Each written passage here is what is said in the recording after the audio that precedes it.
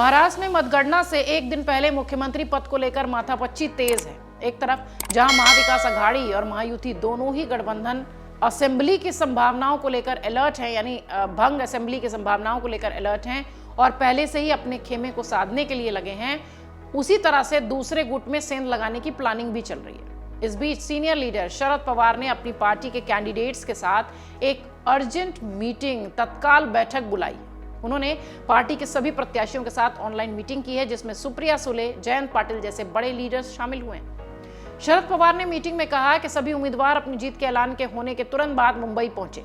इन सब के बीच एक तस्वीर महाराष्ट्र में लगभग साफ दिख रही है कि सरकार चाहे किसी की भी बने, लेकिन मुख्यमंत्री इन 7 चेहरों में से ही होगा। चाहे महायुति का खेमा हो, चाहे महाविकास अघाड़ी का, रेस में ये 7 चेहरे हैं।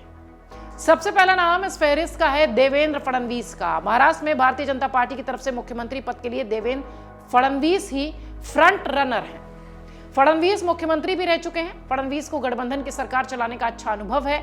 ऐसे में अगर महायुति की सरकार बनती है और बीजेपी को सीएम बनाने का मौका मिलता है, यानी सीटें उस लिहाज से आती हैं, तो फडणवीस सबसे आगे होंगे। हालांकि मुख्यमंत्री बनाने को लेकर जो बीजेपी का सियासी पैटर्न रहा है, उससे यह कहा जा रहा है कि हो सकता हो कोई नया चेहरा भी पार्टी प्रोजेक्ट कर दे। फिलहाल देवेंद्र फडणवीस सबसे पहले नंबर पे। 2 नंबर एकनाथ शिंदे की ओर इशारा करता है। महाराष्ट्र के वर्तमान मुख्यमंत्री एकनाथ शिंदे भी प्रमुख दावेदार हैं। कहा यह जा रहा है कि अगर उनकी पार्टी किंग मेकर की भूमिका में नजर आती है तो उनके पास मुख्यमंत्री की कुर्सी जा सकती है। शिंदे लड़की बहन योजना की वजह से काफी सुर्खियों में है, लोकप्रिय है। उनके नेता जो हैं संजय शिरसाट, वो लगातार शिंदे को मुख्यमंत्री बनाने की बात भी कह रहे हैं। तीसरा नाम महाराष्ट्र की जमीन से नजर आता है उद्धव ठाकरे का। महाविकास अघाड़ी में मुख्यमंत्री पद के सबसे बड़े दावेदार उद्धव ठाकरे हैं। ठाकरे महाराष्ट्र के मुख्यमंत्री भी रहे हैं। कहा यह भी जा रहा है कि महाविकास अघाड़ी को अगर बहुमत मिलता है तो ठाकरे फिर से मुख्यमंत्री बन सकते हैं। उद्धव ठाकरे अभी विधान परिषद के सदस्य हैं। उनकी पार्टी करीब 95 सीटों पर चुनाव लड़ रही है। 7 मेंबर्स में से जो कि मुख्यमंत्री की रेस में हैं, उनमें अगला नाम है जयंत पाटिल का। शरद पवार के किंगमेकर की भूमिका में होने वाले जयंत पाटिल मुख्यमंत्री पद के प्रबल दावेदार हो सकते हैं। हाल ही में एक रैली में शरद पवार ने इसके संकेत भी दिए थे। सीनियर पवार ने कहा था कि जयंत को अब पूरे महाराष्ट्र के लिए काम करना चाहिए।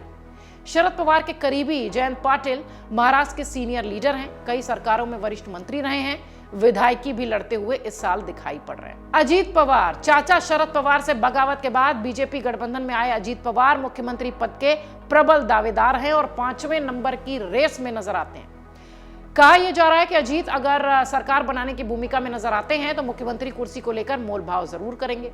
अजीत कई बार मुख्यमंत्री बनने की इच्छा भी जाहिर कर चुके हैं। अशोक चव्हाण, पृथ्वीराज चव्हाण, देवेंद्र फडणवीस, उद्धव ठाकरे, एकनाथ शिंदे, इन तमाम सरकारों में ये डिप्टी सीएम रहे हैं। छठा नाम है इस फहरिस्त का सुप्रिया सुले। शरद पवार की बेटी सुप्रिया सुले भी मुख्यमंत्री बन सकती है। हालांकि पवार अभी इसे सिरे से खारिज कर रहे हैं। एनसीपी से बगावत के वक्त अजीत के निशाने पर सुप्रिया थी। अजीत ने कहा था कि मैं किसी का बेटा नहीं था, इसलिए सीएम नहीं बनाया गया। शरद पवार अगर मजबूत भूमिका में नजर आते हैं तो हो सकता हो सुप्रिया सुले महाराष्ट्र की गद्दी संभाल ले। और एक नाम जो पिछले कई दिनों से सुर्खियों में है और जो लगातार अपने मुख्यमंत्री बनने की बात भी कहते रहे हैं, नाना पटोले कांग्रेस से। कांग्रेस के नाना पटोले मुख्यमंत्री पद की दावेदारी ठोक चुके हैं। महाराष्ट्र में चुनाव के ठीक बाद पटोले ने कांग्रेस के सीएम बनने की भविष्यवाणी भी की है। पटोले का कहना है कि कांग्रेस इस बार मजबूत भूमिका में नजर आ रही है और हम सरकार बनाने जा रहे हैं। महाराष्ट्र कांग्रेस के अध्यक्ष नाना पटोले विधानसभा के स्पीकर भी रहे हैं। कुणबी समुदाय से आने वाले पटोले को राहुल गांधी का करीबी भी माना जाता रहा है। सरकार बनाने के लिए एक तरीके से 145 विधायकों की जरूरत है और महाराष्ट्र में है कुल 288 सीटें। सरकार बनाने के लिए 145 विधायक चाहिए। राज्य में इस बार गठन के लिए पार्टियों के पास सिर्फ 3 दिन का वक्त होगा, क्योंकि 23 को रिजल्ट आएंगे और 26 को विधानसभा का कार्यकाल खत्म हो रहा है। 26 नवंबर को कार्यकाल खत्म होने से पहले सरकार का गठन नहीं होगा तो राज्य में राष्ट्रपति शासन लग जाएगा। इसलिए चाहे महायुति आए चाहे महाविकास अघाड़ी आए, इस बार मजबूती से दोनों ही इसी 3 दिन के भीतर यह तय कर लेंगी कि किसे मुख्यमंत्री बनाना है। इंडी गठबंधन और एनडीए यानी महायुति और महाविकास अघाड़ी के बीच मुकाबला है। एग्जिट पोल्स अगर ज्यादातर देखें तो लगभग सभी जगह दिखाई ये पड़ता है कि महायुति को बढ़त मिलती नजर आती है। लेकिन पुराने जितने भी एग्जिट पोल्स आप देखें तो वो बहुत ज़्यादा सही और सटीक होते हुए नजर नहीं आए।